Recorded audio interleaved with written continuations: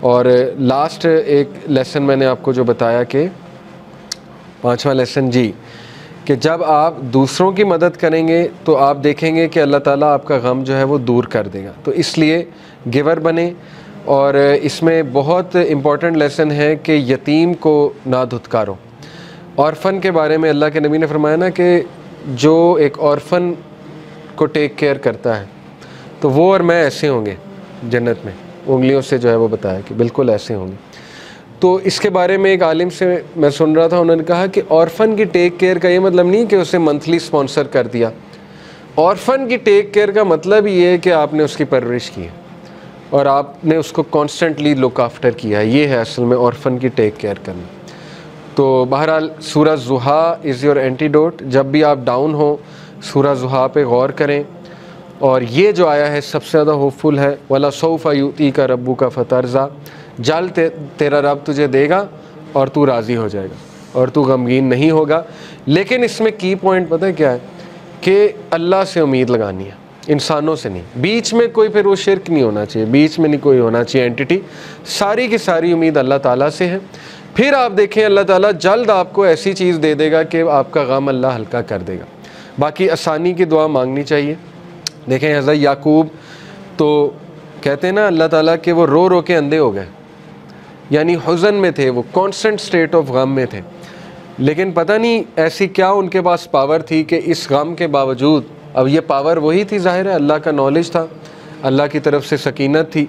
لیکن یہ کہ اتنا غم انہیں آیا، اتنا غم انہیں آیا کہ وہ روتے رہتے تھے اپنے بیٹے کے لیے. اور یہ کہ وہ اندھے ہو گئے رو رو کے. لیکن پھر اللہ نے ریلیف بھی دیا، بینائی واپس کی کہ نہیں کی. اور وہ کرنے کا طریقہ بھی متعین تھا پہلے سے.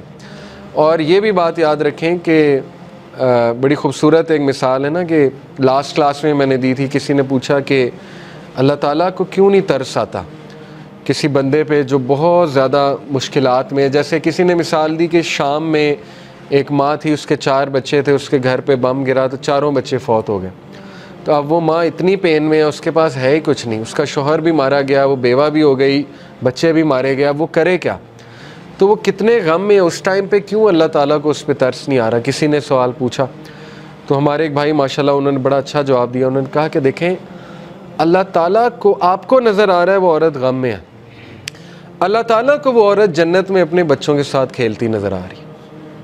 اللہ تعالیٰ جو ہے اس کو فیوچر پتہ ہے. اللہ تعالیٰ اللطیف ہے، ٹھیک ہے نا. اللہ تعالیٰ کو پتہ ہے کہ یہ ہوا ہے. لیکن یہ جو صبر کرے گی اس کے بدلے اس کا مقام کیا ہے؟ ہمیشہ کی زندگی، اور وہاں پہ اپنے بچوں کے ساتھ کھیل رہی. تو ہو نوز، ٹھیک ہے نا. اس لیے یہ کہ اللہ تعالیٰ پہ ٹرسٹ کریں اور اللہ تعالیٰ کے بارے میں کبھی نیگیٹو نہ ہوں. اور آج کا ٹیک اوے تھا اللطیف.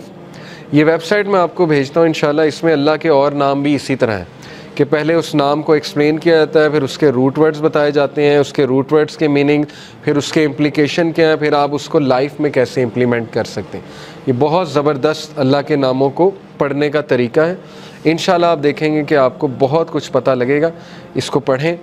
جزاک اللہ خیر. سبحانک اللہم و بحمدک، اشہد ان لا الہ الا انت، استغفرک و اتوب الیک. والسلام علیکم و رحمۃ اللہ وبرکاتہ.